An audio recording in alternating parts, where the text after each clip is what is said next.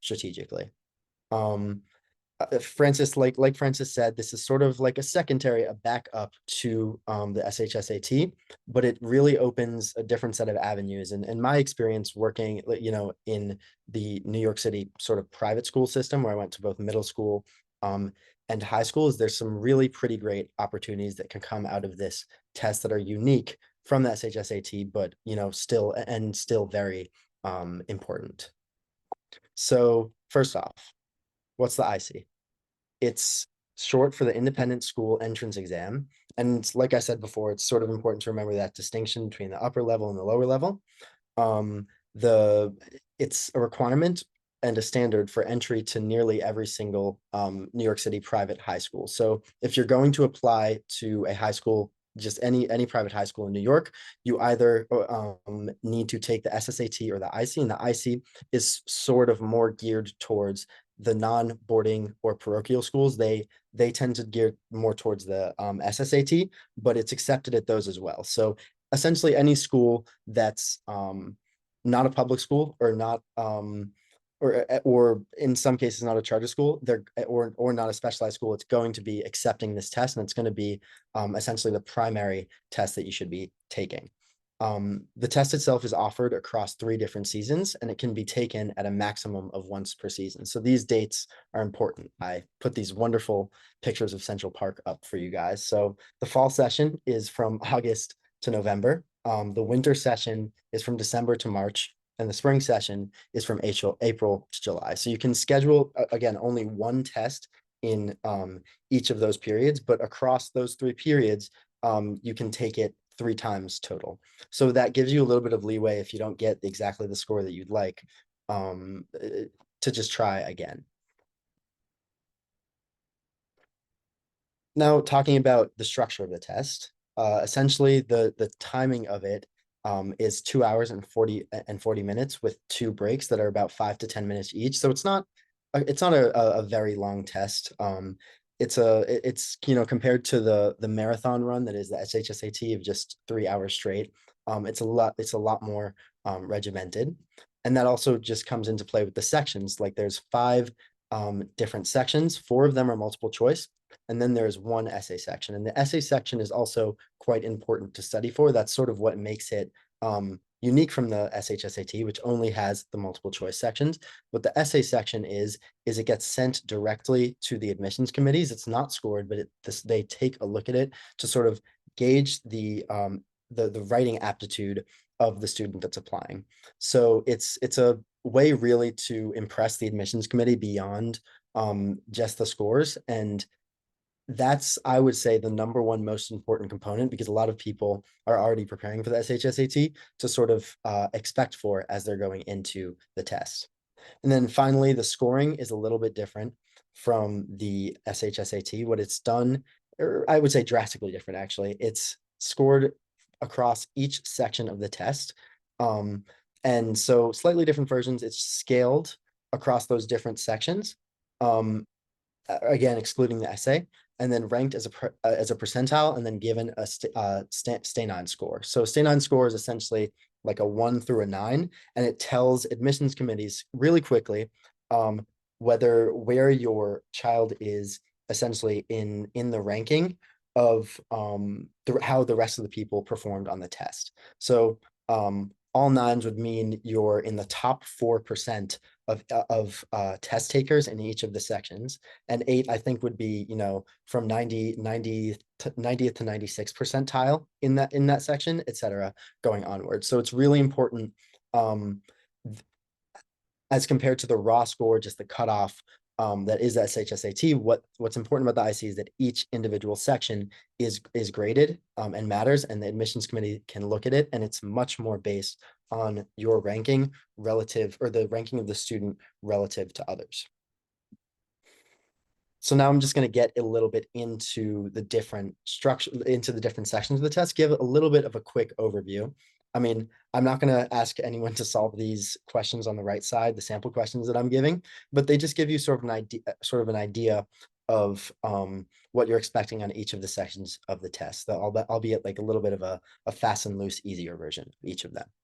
The first section is the verbal reasoning section, which is 40 questions in the span of 20 minutes. And this one is really all about doing things just fast, one after the other, but knowing, uh, but identifying and note making sure one that synonyms. So like this sample question on the right, it's the essentially they give you a word and they ask you for which word is the closest synonym to that. So in this case, pacify would be the closest among A, admire, B, forgive, C, praise, or D, soothe. It would be D. Soothe. And it's just a lot of those in rapid succession. And then there's some sentence completion questions, which essentially are a combination of testing one's comprehension in short sentences, and then also their ability to recognize grammar mistakes and make the correct decision regarding an individual sentence. And then when we go on to the second section, that's going to be quantitative reasoning. And that's 37 questions over 35 minutes. So, a lot more time there. It's a mix of word problems and sort of quantitative comparison questions. And the purpose of this is not as much to understand how good the student is in terms of like academically how far they've progressed in terms of math skills, but it's more focused on essentially their ability to reason through like numbers, reason through quantities, literally quantitative reasoning. And it's more it's more of it's a little bit less of a learned skill. It has an emphasis more on just basic mathematic functions. And then also the ability to apply those in situations like word problems. Um, moving on to the third section, which is reading comprehension, 36 questions in 35 minutes. It's essentially just a list of passages, a set of passages, very, very similar to the SHSAT. And what this reading comprehension section is it's testing, like in the SHSAT, which best expresses the main idea of the passage. What's, what does this mean in the context of this, sentence within the passage? Questions about comprehension. These tend to be a little bit, I would say, lighter than the SHSAT questions and a little less trying to make the attempt to trick you. The SHSAT is really, it's sort of a fan at trying to trick the student to try to, you're going through all these questions very quickly, but the IC questions are a little bit more straightforward. Yeah, let's moving on to the fourth section. There's which is mathematics achievement, and I put that in comparison to the quantitative reasoning section, which, remember, as I said, was quantitative, trying to understand not the principles, but more their ability to reason through equations. Mathematics achievement is literally it's testing the students' knowledge of those concepts that they've learned in school, and also those different like procedural skills. And so what that means is, like, as compared, let's say, go back to the quantitative reasoning, as you can see, it's more focused on like literally the products, like the multiplication. What mathematics achievement is focused on is in this like example, it's just basic geometry regarding triangles, etc., that would be more specific to grade level. And then finally, and this is the really important part, good to focus on, is the essay, which is a 30-minute just block that students have to write an essay responding to a prompt that they provide. So I gave you guys a sample prompt on the right. It says, if you could spend an afternoon with any author, living or dead, with whom would you spend it? What would you talk about?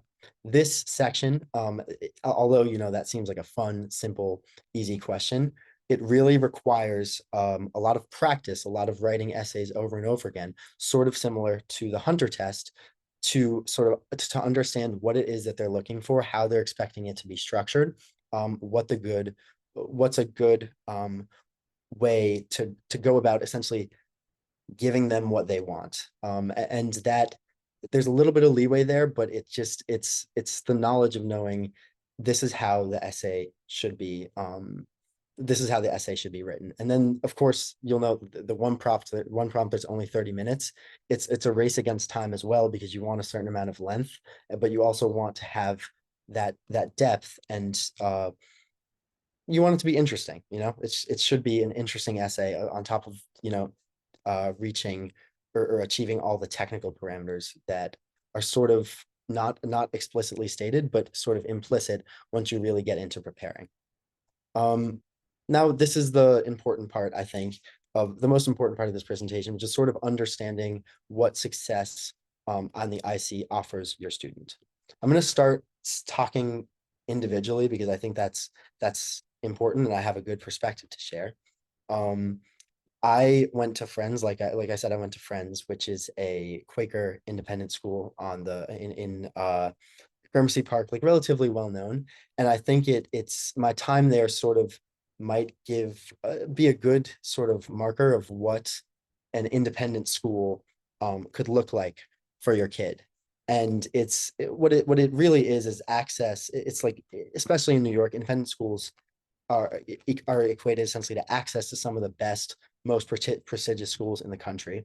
They have very small class sizes. The teachers are really just like phenomenal. They're much more focused. They don't have the pressure in the same way as some public schools might to perform for certain parameters. They're very, very oriented on the kids. They're a lot easier to meet with. Like they I found it was just very easy to get a meeting with a teacher whenever you would like. They really would go through things with you. They really wanted to see you grow. Um, and they had a lot of like expertise. Like I remember a lot of me at my teachers were PhD, PhDs.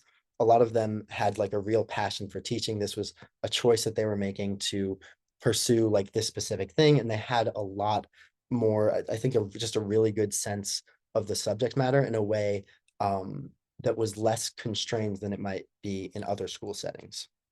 Um, be like along with that there's just these great extracurricular opportunities. There's these great study away opportunities.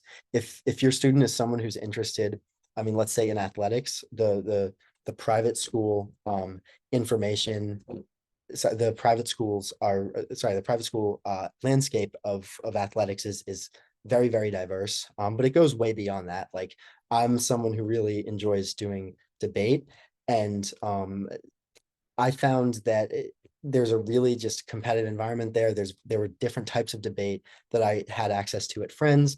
There was, a set of coaches and just mentors that were really, really involved. And you're competing really against some of the best teams in the country, period. The ones that go on to win the national competitions. That's who you're really I mean, first off, those are the people that you'd be going to school with in some cases, and then it's also the people that you end up competing against and growing from through these extracurriculars. Um, and then going even beyond that, going beyond the extracurriculars, thinking about further into the future, the college guidance, sort of just the counseling in general at these schools is it it's just nothing short of like phenomenal. They have a lot of connections. They're a lot more individually like focused on uh they'll talk to even like admissions departments. Admissions committees. They're very hands-on with the kids. They provide some like essay writing help in many cases. They just are very, very impassioned about what it is. It's like I think, let's say in my grade there was maybe I believe around 33 kids to one college counselor, and there were multiple college counselors. So it's a really, compared to what you'll see it in some other places, maybe in some public schools, it's a lot more of a uh, individualized focused.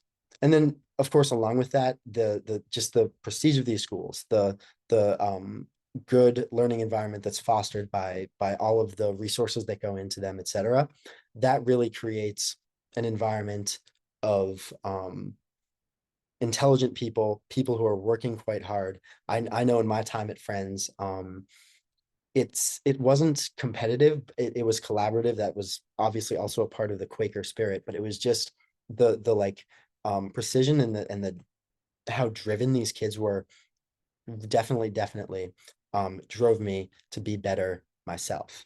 And then down the line, I know, like, it's just quality connections. There's something unique about this form of education in that it opens you up to special sorts of opportunities. Like I went to fully like under scholarship. I was able to go away to DC and study there for a semester because the school connected me with a program that did that. It was a semester away. I got to meet with all sorts of world leaders. I was living right across the street from the Capitol. They see, like they sort of see where you are and they put you where you want to go. And it's I don't know. I think it really can have a positive impact on the student's trajectory. And then finally, relating this a little bit to the IC, talking about private school admissions. Um, this test puts you in a good place, first off, for merit-based scholarships, which are something that some of these schools offer. And I can speak from personal experience. These schools are really, or they can be very generous in terms of financial aid. Like I have, a single mom. She also has I have a brother, another kid that is also going to school. So they really worked with the family and got it to a place that the rate was incredibly reasonable. And part of it is it's a little less. They won't say it's need based in the same way that college admissions committees say that it's need based. So it's important to put your best foot forward, and that includes the IC. That includes a little bit of practice for your interviews. That includes remember specifically the essay on the IC. That includes just trying to do the best you can, present an application that's as full as it can be. Um, so I think essentially the bottom line is that the IC it's not the same. It's very different from the SHSAT in that the SHSAT gives you a specific set number of schools that you can apply to. You either get in or you don't based only on the test scores.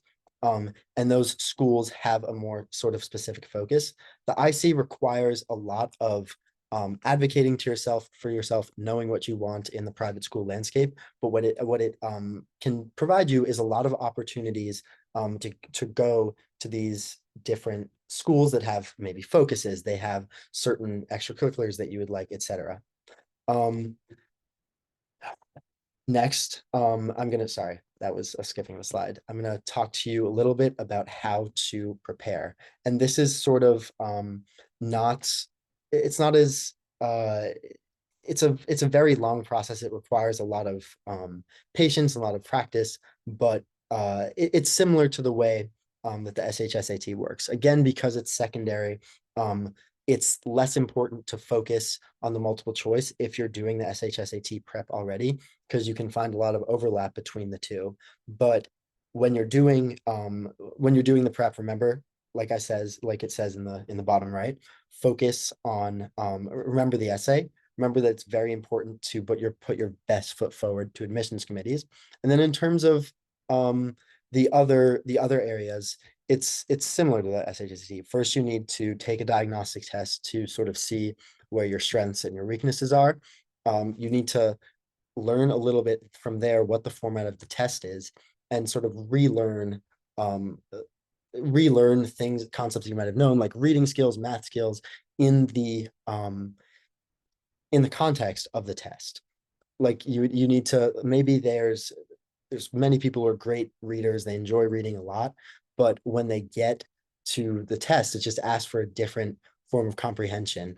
And it's really learning to relearn those strategies and practicing again and again and again. Once you identify those strengths and once you identify those weaknesses, you want to just make sure that you maintain the strengths and obviously practice extra hard in the areas where you're not as well prepared. Uh, and then finally, the timing and the strategy is really important for this test. The way that they score it is sort of unique and interesting. It's important to sort of work, get used to that new form of timing. Like I said, it's not the marathon like the SHSAT. They give you a specific set amount of time for each of the sections that you can't work inside or outside of that. So you can't just be strong in math and maybe take a little bit more time for reading. What you really got to do is like know to take the full time in each of those sections, and know that you can't compensate for strengths or weaknesses in one area or another. You also need to know, um, there's just small little strategies that you have to get used to when it comes down to specifically the IC. And again, gonna stress it again. You got to remember the essay. It's essentially the most important. I think the most important aspect to study for, and then you can't, there's an assumption. I remember when I took it for the first time, there was an assumption that I made that the essay could sort of just be written freestyle. The prompts are fun, the way that it's yeah, the prompts are fun, the way that it's laid out seems very free form, but they really are looking for specific things. And first off, we at Queller really work on trying to give a little information what those specific things are, what the structure is, what sort of grammar they're looking for, the complexity of the sentences. Um, you need to choose a good topic, and you need to know how to write the thesis out properly in a way that's geared towards the test and the admissions committee. So, I mean, yeah, am I missing anything? No, I don't. I mean, no, I don't think so. I think it's just important on the IC to do that little bit extra outside preparation before you go in and take it.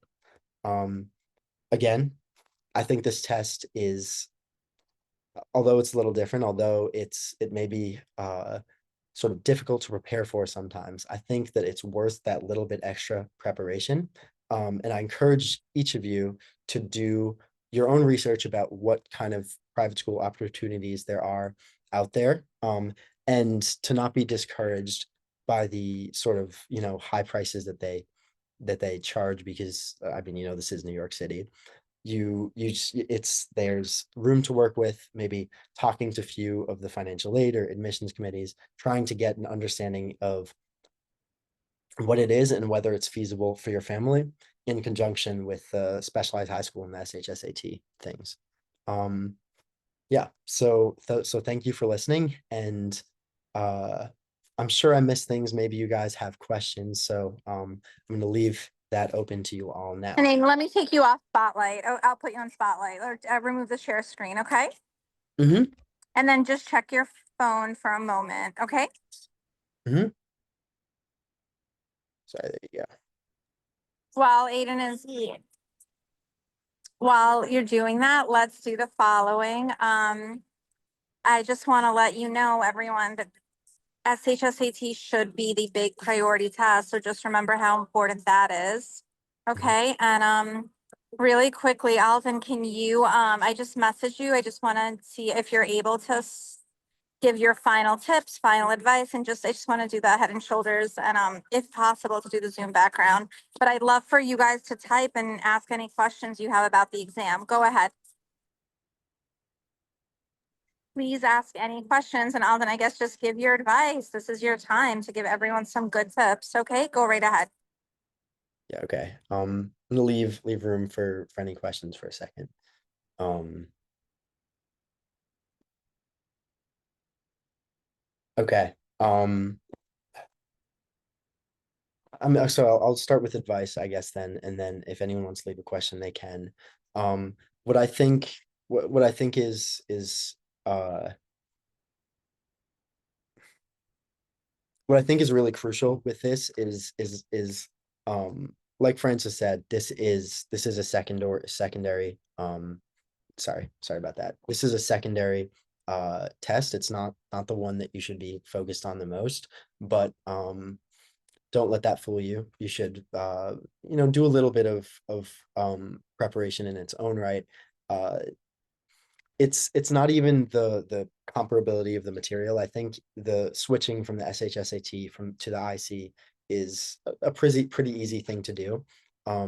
It's testing the same sort of just general ability, like scholastic abilities, but in past all of that, you want to again focus on the essay, and you want to just not be blindsided by how different the format is between the two tests. That means taking a few practice tests before you go in. You don't want to go in blind, um, and but still remember balancing that with your other studies. I mean, I don't, and then one more thing. I mean, I'm this might be biased from my perspective. I'm speaking as someone who went, who was very lucky to be able to go to Friends.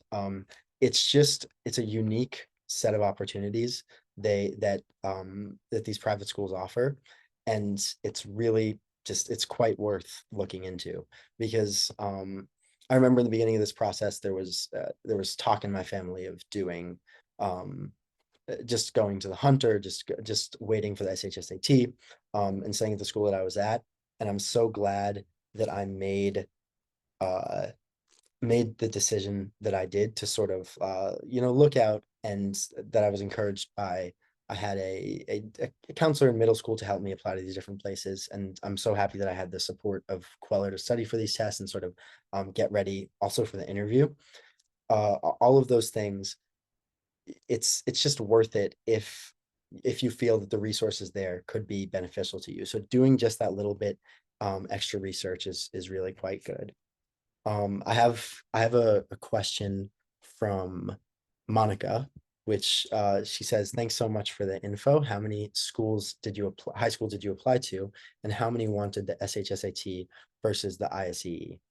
Okay, so how many high schools did I apply to? I think I applied to, it depends on how we're counting this. So I applied to the the the SHSAT, which is all those, that one test just essentially places you whether or not you can attend one of those specialized high schools that's offered under it. And those are all, to clarify, they're all publicly run schools, although they have a different admissions process, obviously, than the New York City public school system does more generally.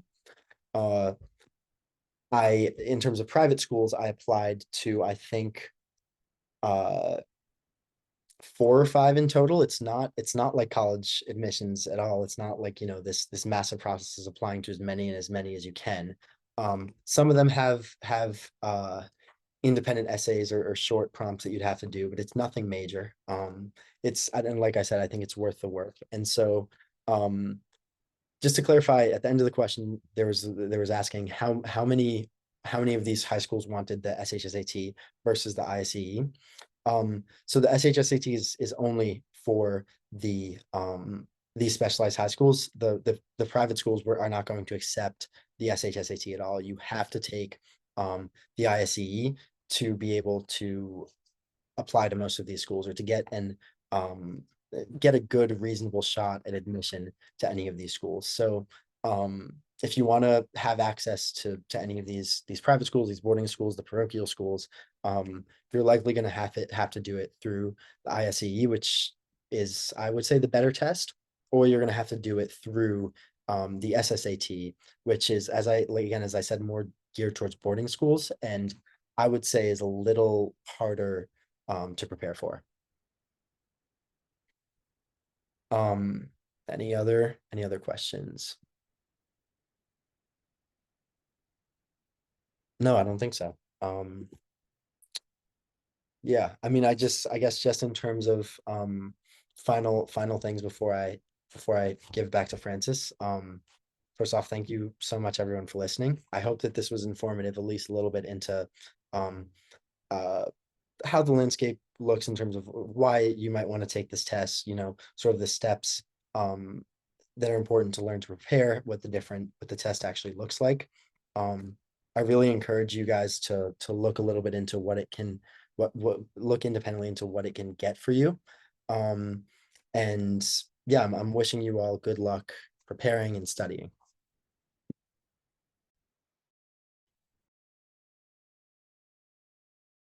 Alden, is there anything else you think the parents want to go over? Do you want to kind of quickly go through like how you went from this to college? And you're just such a good student. If you could do some of it, please.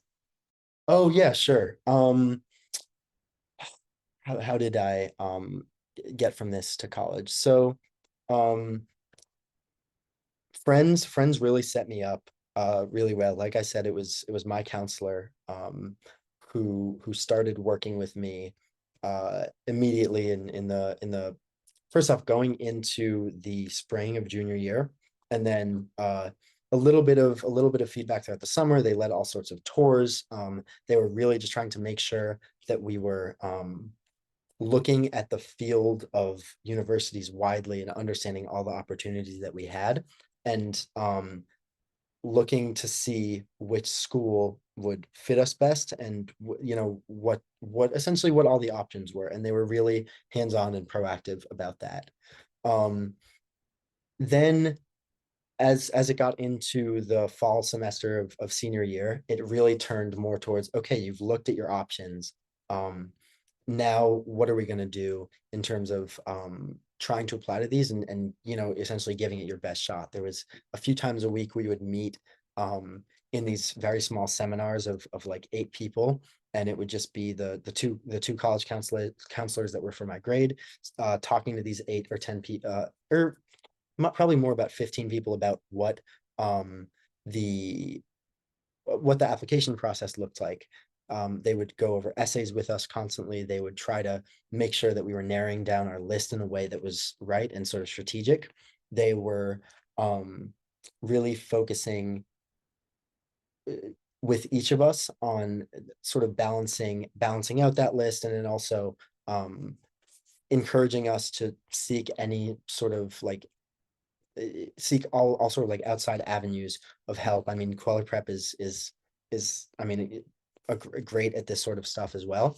And I think that even though they're providing that, there's a little more work to be done. You have to take charge, but there's a lot more. I mean, I don't want to say it because it sounds sort of it sort of puts it down a little bit. There's a lot more hand holding in these places, and there's a lot more pushing. And then um but finally, there's like uh a frankness with which they'll talk to you. There's a like I know some of my friends, they were very uh like very serious and clear with exactly what they could expect for where they were at, what they think was the best option for you, and it was really helpful, I know, for some other people.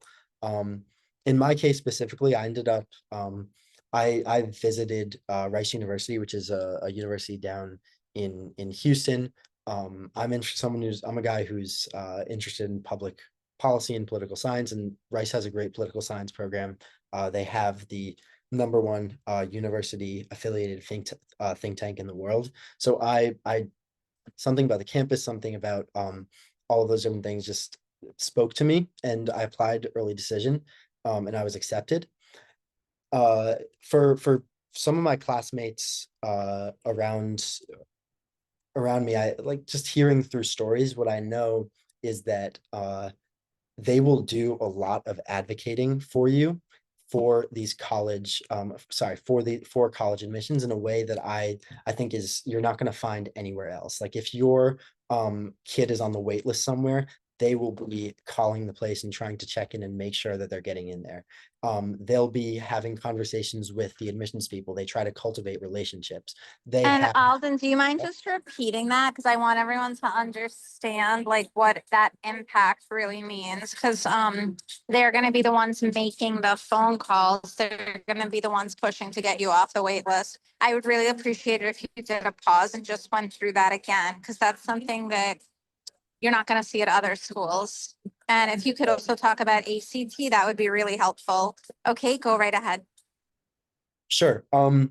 Okay, so there's again, really important, really big resource, something that's really good.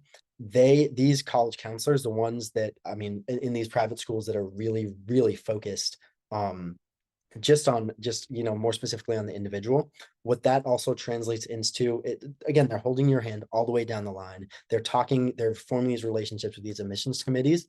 And then when it gets to the point where you send your application in and you're waiting for it, they're talking to them then. And then afterwards, when you're either accepted or put on the wait list, rejected, what they really do is they stay in contact with those admissions committees and they really push for you to end up on the wait list. And I didn't know this as I was going into the process. It's sort of, I mean, I don't know exactly how I feel like about it, but it's very much a reality of the field.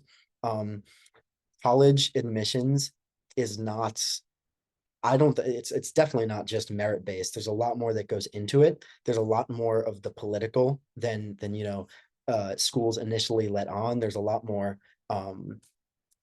just talking between each other. And you hear, I mean, you can't really ever know how true it is. You hear these stories about how they sort of trade like numbers of seats between these different schools. There's like a certain expected number of people that are going to get into like top Ivy League schools from these private schools. So there's a lot more back and forth I hope in these everyone's paying situations. attention. And so that you people all know, I'm with my three children in the backgrounds and I'm paying attention. Pay attention. Keep going. We're learning, Alden. We're taking notes. Yeah. Again, they for you, they will look for you. I'm listening. Okay. Bingo. Yeah, there's a lot of there's just a lot of it's just you never really know exactly how this admissions process is working. And they there's things that they say, and then there's just it just seems like it works out a certain way. It's like at my school, for example, there's consistently been a certain number of people that have gotten in to, let's say, Brown year after year, or have gotten into UPenn year after year. It's almost like, and this is not guaranteed, and maybe it varies a little bit from year to year, but once you're like in somewhere, when you're in one of these schools, there's an expectation about those slots, and the slots are a lot more I would say there's a lot of consistency through them. And then there's also in a class of 80, I'm pretty sure more than half of the kids are going to be going to a top 15 or a top 20 school. So um sort of there's really a very good chance that if you're in one of these places, that you can perform well and get into a good college beyond that. So obviously it's not just good as an individual, not just good for the educational experience, not just good for the extracurriculars, that's good for once you're trying to take that step, maneuvering yourself in the right direction and just doing the best that you can. And then talking about the ACT, the ACT is the exam. It's another exam to get into the colleges. It's one of the two exams really the colleges accept. It's either SAT or the ACT. The ACT is for people who have certain strengths that I think are, I mean, it depends. Some people who like sort of reading more love it. Some people who like math more love it. My personal experience is someone did who took both of these tests. The ACT for me was a lot easier. I'm more of a humanities and reading focused and type of person than I am compared to math, and I found it to be a little bit more geared towards me. But I've heard people say the opposite as well. Um, there's that form of preparation that takes place. Um, I know at Friends, they helped us a little bit with trying to navigate that whole process. They gave us sort of a lot of different recommendations and tips for how to do test preparation. And uh, essentially, what ends up being important is whichever test is more geared towards you. But I think that, to be honest, I mean, I also think that these schools will set you up well. Like if you look at their average ACT and SAT scores, they're like very high compared to uh essentially any other place. They're just like superb. And it shows sort of the performance, it sort of shows the quality of the kids that are going there.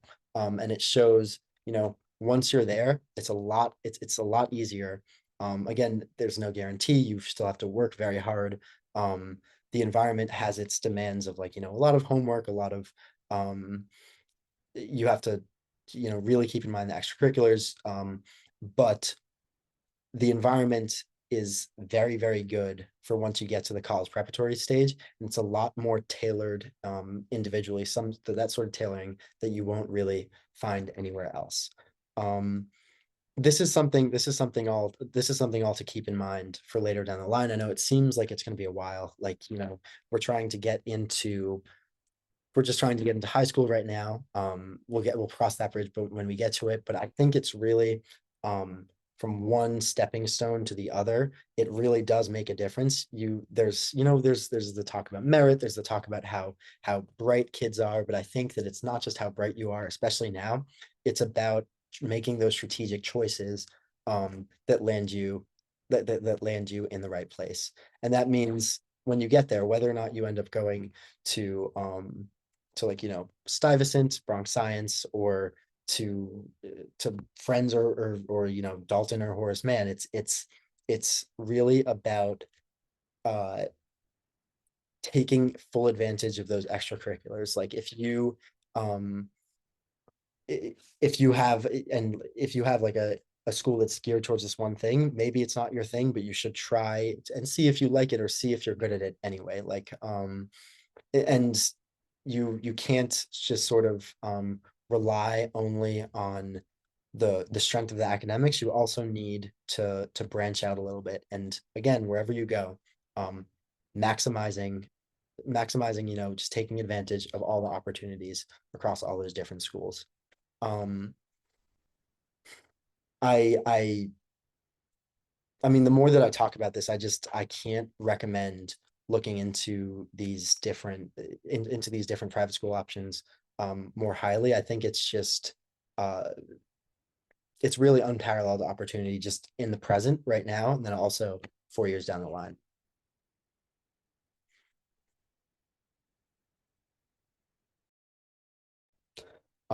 Sorry, just gonna take a look to see if there's any other questions. Sorry, Francis, have you gotten any other questions yourself? Just want to make sure that No, I just think that you've been super helpful. Everyone say thank you to Alden. Thank you so much. Everybody, let's say thank you. This was extremely informative. Okay, everybody, good. I'm actually, as I said, I'm listening with my kids nearby, and I just want to say thank you, everyone. Alden, how old are you? Tell everybody. Oh, I'm 19. I'm 19. during And my when, let's sophomore go. year. And when did you start Weller Prep? I think when I was 9, remember, just 10 years old. preparing for Believe it, the middle guys. school ISEE. Yeah. I just Been a long wanna, road. I know, I'm so proud of you. I am. I'm so proud of you.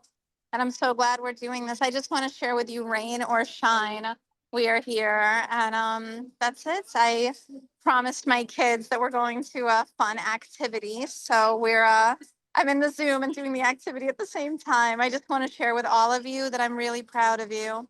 You're doing great. And here's to good news, and here's to more success. Thank you, everyone. That's a wrap. Let's take everyone quickly for a moment off mute. Everyone say thank you. Thank you so much. Everyone, please say thank you. Say thank you. Go ahead, everybody. 1, 2, 3. Thank you. Thank you. Jessica, say thank you. My 10-year-old was listening. Hello. Let's go, guys. Thank you. Thank you. Thank you. Bye, everyone. Bye bye.